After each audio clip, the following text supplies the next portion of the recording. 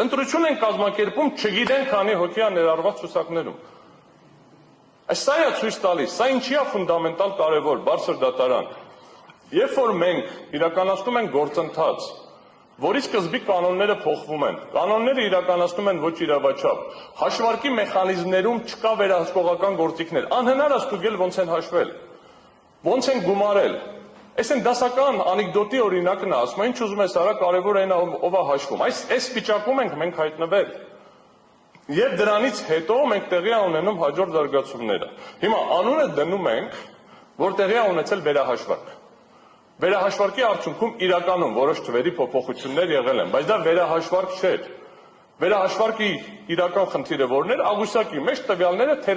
թերություն ունենք, սխալ ենք լրացրել։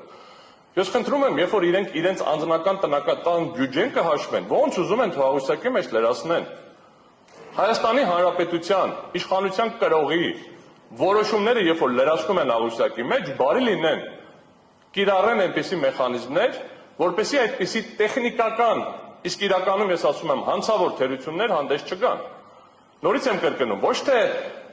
ծրարը լավ չեն գցել, լավ են գցել, այդ բոլորը ներկայացրեցինք ոնց են ազդել։ Լավ է դրանից հետո են քաղաքացիները, որ եկել ծրարը գցել են,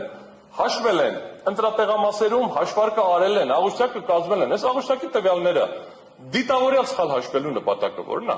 Իսկ եթե դա անփութությամբ է, դա նշանակում է, որ կենտրոնական ընտրական հանձնաժողովի եւ ընտրական հանձնաժողովների ամբողջ համակարգի աշխատանքը ամբողջությամբ խաթարված է, ինչը նշանակում է, որ անհնար է գնահատել ընդհանրապես ազդեցությունը։ Հիմա անցնեմ կոնկրետ սպეციფიկ դեպքին փոքր բրոնզի հարցին, որովհետեւ այստեղ խնդիրը կրկնում եմ, միշտ պատմականորեն քննարկվել է ազդեցության չափը, այստեղ ունենք շատ հստակ ազդեցություն